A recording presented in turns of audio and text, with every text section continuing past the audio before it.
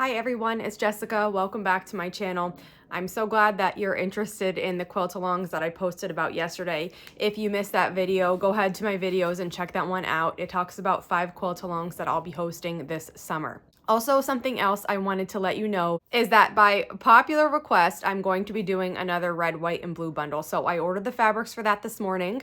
It'll take a week or 2 weeks to get here. One of the companies is really fast and they should be later this week. The other one probably won't get here till next week. So as soon as they come, I will get them cut and then I will do a video to show you those fabrics and I'll get them listed in my shop. But stay tuned, that will be coming.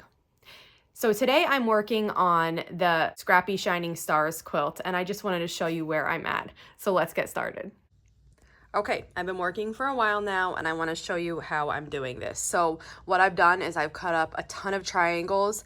I have a bunch cut from my scraps in here, and then I also grabbed a couple fat quarters today because as I was cutting from my scraps, I realized I'm completely underestimating the amount of triangles needed for this quilt.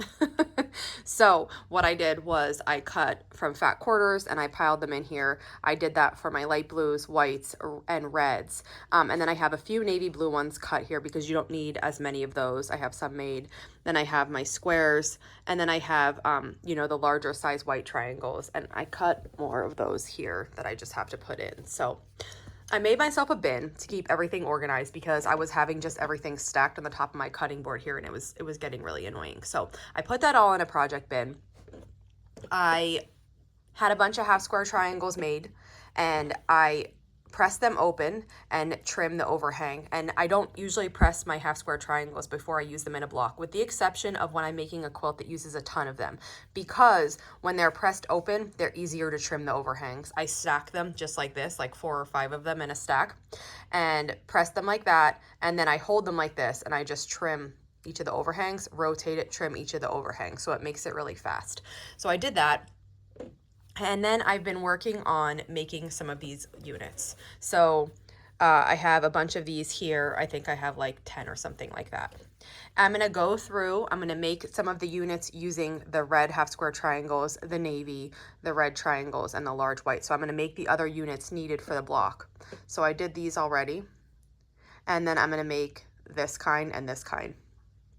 And then once I have those made, I'll assemble enough for like 3 or 4 blocks, whatever I have cut. And I mean, the time consuming part is getting this cut. So like next week when I go to work on this, I'm not going to have to cut it all. I'm just going to have to start piecing.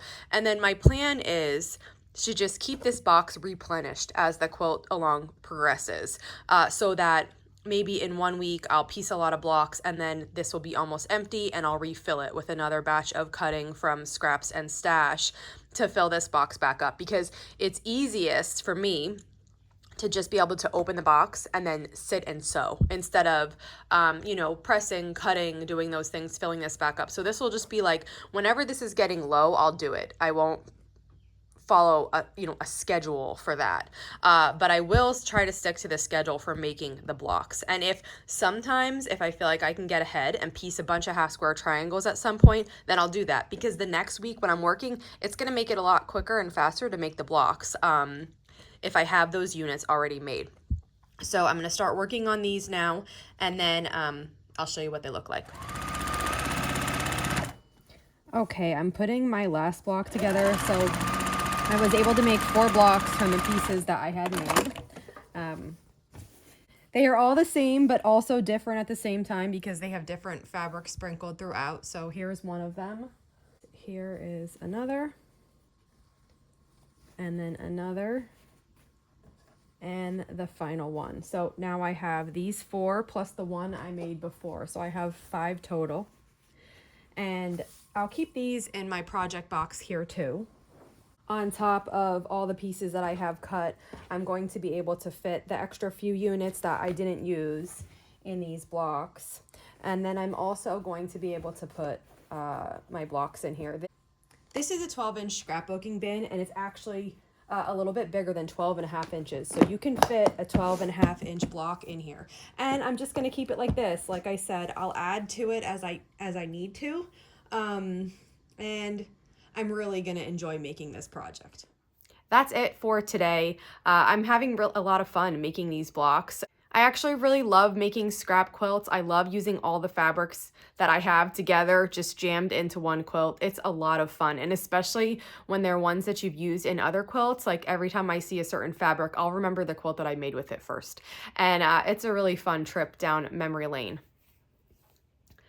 So like I mentioned before, another red, white, and blue bundle is coming. I'll cut them into fat quarters. I'm considering fat eighths. Before I sold all of them, all the fat quarters and all the fat eighth bundles, but the interest really seemed to be in fat quarters. So you can let me know below, fat quarter, fat eighth, or if I should do both. That will help me determine what I cut the bolts into.